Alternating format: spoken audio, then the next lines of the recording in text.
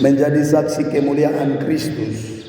Tema bagi kita dalam renungan kita pagi ini dalam rangka memperingati kenaikan Tuhan Yesus ke surga.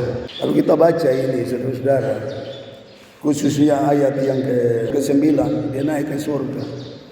Ya, walaupun cuma satu ayat yang menyatakan tentang Yesus naik ke surga itu secara eksplisit saudara-saudara. Tapi dari satu ayat ini dipenuhi kekuatan yang luar biasa, yang menjadi salah satu pokok dasar dari pengakuan iman kekristenan. Ya, walaupun satu ayat, tapi dia menjadi suatu berita kesukaan, menjadi suatu berita kesaksian bahwa Yesus Kristus saudara-saudara itu sudah bangkit, dia sudah hidup, dan dia naik ke surga.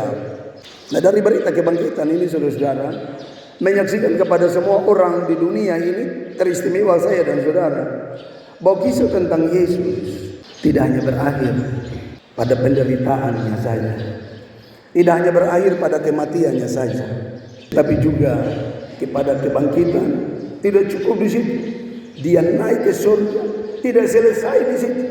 Yesus akan terus bekerja di dalam dan melalui gerejanya yang menerima pengutusan itu. Sebelum Yesus menderita, dia berkata bahwa aku datang bukan untuk dilayani, melainkan untuk melayani. Tetapi saudara-saudara, kalau kita baca firman Tuhan ayat yang ke-8 itu, dia memberikan sebuah penugasan kepada murid-muridnya bahwa mereka akan menjadi saksi. Ini seolah-olah dia minta untuk dilayani oleh murid-muridnya yang telah diperlengkapi kurang lebih 3,5 tahun itu saudara-saudara. Mengapa? Karena tujuan Yesus datang ke dunia menjalankan dan melaksanakan misi penebusan, karya keselamatan, tidak hanya berlaku bagi orang-orang Yahudi saja, tetapi misi keselamatan itu universal bagi semua bangsa, bagi semua orang sampai ke belahan bumi, termasuk saya dan saudara hari ini menikmati kabar kesukaan. Tidak hanya untuk orang-orang Yahudi saja, tetapi berlaku bagi semua orang yang mau percaya kepada Dia. Itu jelas di sini. Jadi tidak benar bahwa di luar Yesus ada keselamatan. Tidak benar bahwa hanya dengan perbuatan baik bisa masuk surga. Yohanes pasal 3 ayat 16 itu dia bilang, karena begitu besar kasih Allah akan dunia ini, sehingga Ia telah mengaruniakan anaknya yang tunggal. Jadi dasar datang ke dunia itu karena kasih-Nya yang besar. Dia tidak mau dunia ini binasa. Dia tidak mau satu orang pun yang menjadi buat tangannya itu mati sia-sia. Karena itu Dia mengaruniakan anaknya yang tunggal, firman menjadi manusia, supaya setiap orang yang percaya kepadanya, garis bawahi itu, untuk mengakses keselamatan, untuk menerima keselamatan cuma-cuma dari Tuhan itu, kita mesti percaya, mesti beriman kepada siapa? Kepada Yesus Kristus Sang Penebus. Di luar Yesus tidak ada keselamatan. Barang siapa yang percaya kepadanya, barang siapa yang beriman kepadanya, yang mau menerima Dia sebagai Tuhan dan Juru Selamat, pasti selamat. Amin. Itu paspor keselamatan. Ya. Tapi percaya, beriman tidak cukup dengan kata-kata ya saudara-saudara. Harus berkaitan dengan seluruh kehidupan kita. Kisah para Rasul ini saudara-saudara ditujukan kepada Theophilus yang mulia. Di sini ayat yang ketiga dalam Injil Lukas pasal 1 itu, dia mengungkapkan bahwa setelah dia menyelidiki segala sesuatu, segala peristiwa dengan seksama, dari asal mulanya aku mengambil keputusan untuk membukukannya dengan teratur bagimu, supaya engkau dapat mengetahui bahwa segala sesuatu yang diajarkan kepadamu sungguh-sungguh benar. Dalam buku yang pertama dia menulis segala sesuatu yang dikerjakan oleh Yesus, itu Injil Lukas. dan sampai dia terangkat ke surga. Dan Lukas membeberkan tentang fakta-fakta penderitaan, tentang dia hidup, dia bangkit, tentang keberadaannya selama 40 hari di bumi, di dunia bersama murid-muridnya. Dan ketika dia sebelum naik ke surga memberi penugasan kepada murid-muridnya untuk tetap tinggal di Yerusalem sampai diperlengkapi oleh Roh Kudus. Ketika Yesus katakan kepada mereka bahwa kamu akan menerima kuasa kalau Roh Kudus turun ke atas kamu, dan kamu menjadi saksiku di Yerusalem, di seluruh Yudea, Samaria, sampai ke ujung bumi. Memang tugas kesaksian tidak mudah. Mereka akan berhadapan dengan banyak tantangan, dan memang betul ketika Yesus naik ke surga, penginjilan itu terjadi. Mereka dikejar, mereka dibunuh, mereka dianiaya. Dan karena itu mereka harus beroleh kuasa dari surga, yaitu kuasa Roh Kudus, sebagaimana yang Yesus janjikan, ya, bahwa aku akan meminta kepada Bapa untuk mengirim seorang penolong lain, pribadi ketiga dari Allah Tritunggal itu, yang akan menyertai kamu sampai ke akhir zaman, menyertai kamu selama-lamanya. Jadi tugas penginjilan, tugas pemberitaan gereja Tuhan itu hanya akan berhasil bila Roh Kudus ada di dalam hidup saya dan saudara, bila Roh Kudus tinggal dalam persekutuan saya dan saudara. Roh Kudus itu hanya akan diberikan kepada orang-orang yang satu hati, orang-orang yang bersih hati, yang tidak iri hati, yang tidak sombong. Ingat, misi pekabaran Injil hanya berhasil bila ada Roh Kudus dalam hidup kita. Kalau ada roh iri dengki, ada roh amarah, ada roh perpecahan, misi ini tidak akan berhasil. Tidak akan berhasil. Kamu akan diperlengkapi dengan kuasa dari surga, tetapi kamu harus tinggal di Yerusalem sampai janji itu tiba. Nah, saudara-saudara yang terkasih dalam Tuhan kita Yesus Kristus, saya telah mengatakan itu Yesus naik ke surga, dia terangkat dalam kemuliaannya, kembali kepada hakikatnya sebagai firman Allah yang sejati, bersatu dengan Sang Allah Bapa di dalam hakikatnya.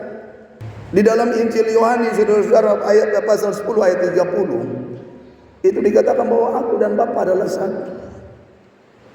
Dia terangkat ke surga kembali kepada hakikatnya sebagai Allah yang sejati, firman yang menyatu dengan Allah. Dan murid-murid dikatakan memandang ke langit, menatap dia sampai dia hilang, seolah-olah orang tidak melepaskan momen penting itu. Mereka bersedih karena hari ini suasana beda sekali. Setelah 3,5 tahun kita bersama-sama, dia pergi tinggalkan kita. Papa mama dia kalau potong pembawa saudara dari kampung datang, jangan potong pembawa saudara, potong saya mau pi mana tuh, anak udah mau pergi sekolah jauh, yang diantar di bandara itu bisa 1 pick up tambah 10 motor kok. Ini anak sudah masuk di dalam ruang tunggu, semua naik pesawat, dia pi check in juga potong keker dari kaca.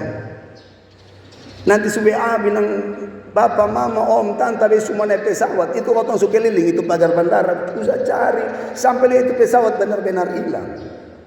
Ini seolah-olah orang juga mau bilang Bapak kalau bisa bawa potong sudah.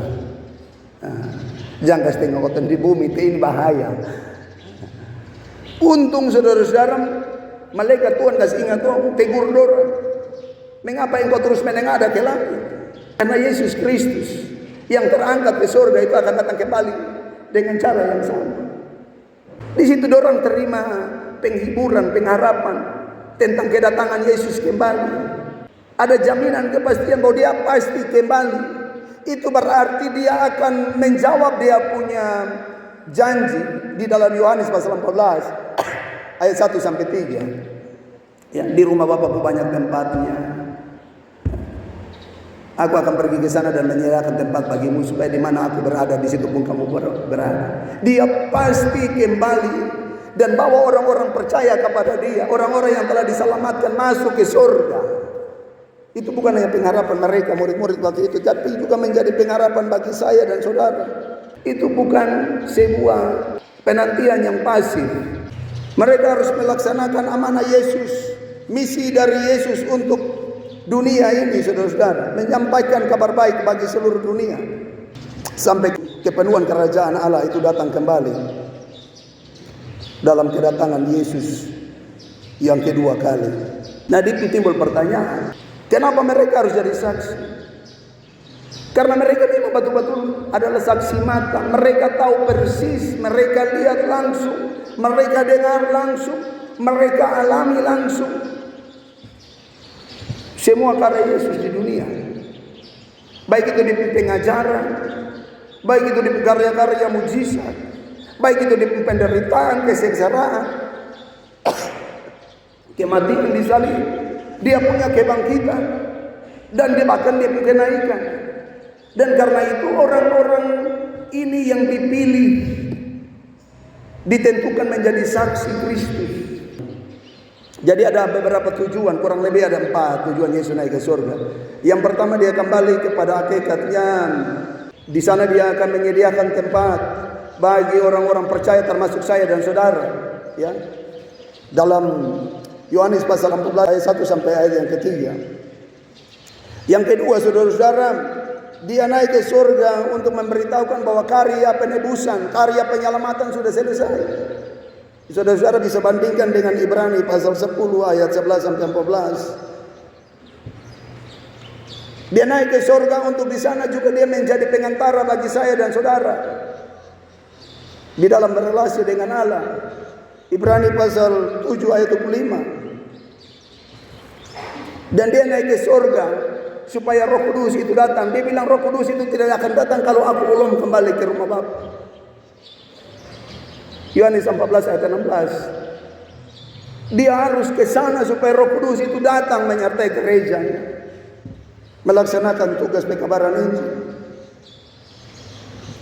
Nah, saudara, tugas sebagai saksi tidak hanya diberikan kepada murid-murid saja, tetapi kita juga dipanggil untuk menyampaikan pesan kabar baik dari Allah Tritunggal kepada semua orang. Dan itu harus dimulai dari Yerusalem, seluruh Yudea, Samaria sampai ke ujung bumi. Itu harus dimulai dari dalam rumah tangga, di dalam keluarga, di dalam lingkungan sekitar, lalu ke dalam dunia secara utuh, dalam dunia kerja, dunia pertemanan, dunia pendidikan. Ya, kita harus menjadi saksi-saksi Kristus di sana, saudara-saudara. Nah, tentang saksi, tugas sebagai saksi kemuliaan Kristus tidak hanya cukup ketika kita omong tentang Yesus. Tuhan Yesus bayar, Yesus sudah tebus ketoma. Tidak hanya cukup ketika kita memberitakan firman Tuhan, ketika kita bersaksi melayani. Tugas menjadi saksi kemuliaan Kristus itu harus menyangkut seluruh kehidupan kita, saudara. Harus mewarnai seluruh hidup kita. Kita harus mau menjadi orang-orang yang menolong mereka yang lapar. Tidak cukup bilang kasihan, tidak cukup untuk bersimpati, tetapi harus berempati. Bekali orang pergumulan. Kita harus menjadi orang-orang yang membawa dukungan moral yang baik bagi mereka yang berduka. Puji Tuhan, di sini tidak ada. Ya. Tapi di tempat lain orang berduka. Yang pi semua orang Kristen ikut ibadah penghiburan, tapi habis itu minum mabok, judi jalan di tempat lain, bukan di sini. Nah, bagaimana kita mau menjadi saksi kemuliaan Kristus? Bagaimana orang mau lihat itu? Para pelayan juga kita harus jadi saksi kemuliaan Kristus. Kadang-kadang kotong berhot batu api-api. Nasihat jemaat ini kan baik ya, tapi kita tidak mau jadi saksi. Suruh jemaat setia, tapi kita tidak setia. Kita hanya hadir pas jam pimpin ibadah. Habis itu kita tidak hadir lagi.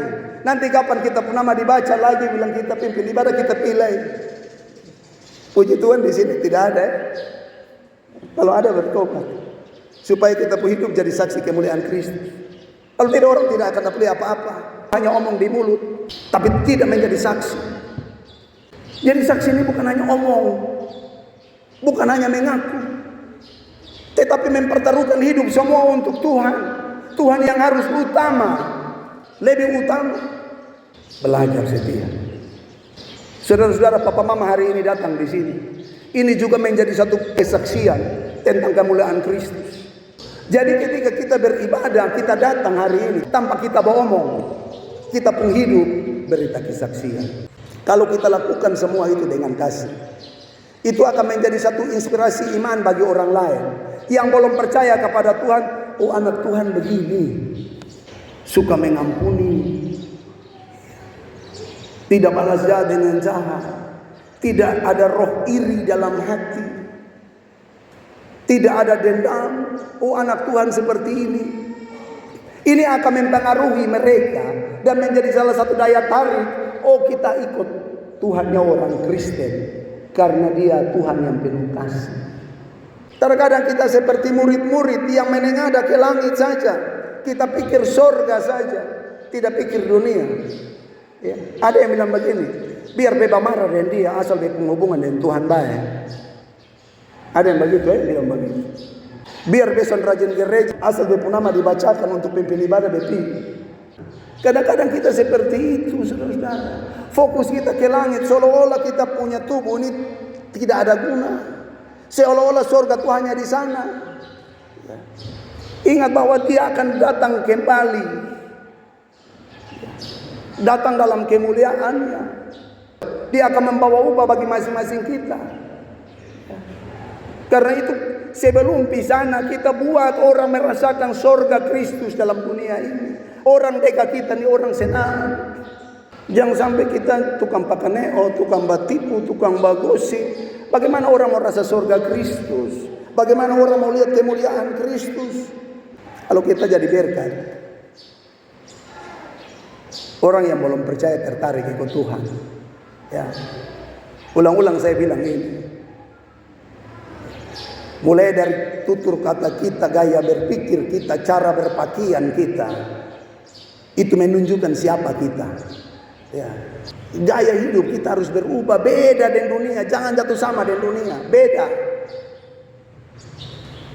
Supaya orang lihat bahwa betul di dalam diri mereka ada kemuliaan Kristus. Ketika kita saling mengasihi, saling melayani satu dengan yang lain, dan doa mau bertobat, ya, untuk terima Yesus sebagai Tuhan dan Juru Selamat. Nah, saudara-saudara, ketika Yesus terangkat ke surga, di tangan kiri-kiri terentang begini, ya. Dia memberkati mereka sungguh-sungguh. Dia makin tinggi, dia memberkati saya dan saudara. Dia makin tinggi, tangannya terus memberkati seluruh dunia ini. Karena itu bertanyalah pada diri saudara, sudahkah saudara menjadi saksi Kristus? Bertanyalah dalam diri saudara, apakah saudara sudah menjadi saksi Kristus? Kalau belum, setelah dengar berita hari ini, mari kita kembali untuk kita menjadi saksi-saksi kemuliaan Kristus di tengah-tengah kehidupan kita. Mulai dari dalam keluarga, dari Yerusalem, seluruh Yudea, lingkungan sekitar kita, Samaria, menjangkau orang-orang di sekitar kita yang masih jauh, yang belum kenal Kristus, bahkan sampai ke ujung bumi kepada semua orang tanpa kecuali. Supaya lewat kehidupan kita, kemuliaan Kristus nyata, nama Tuhan dipermuliakan, banyak-banyak orang diselamatkan. Tuhan berkati kita dengan firman-Nya. Amin.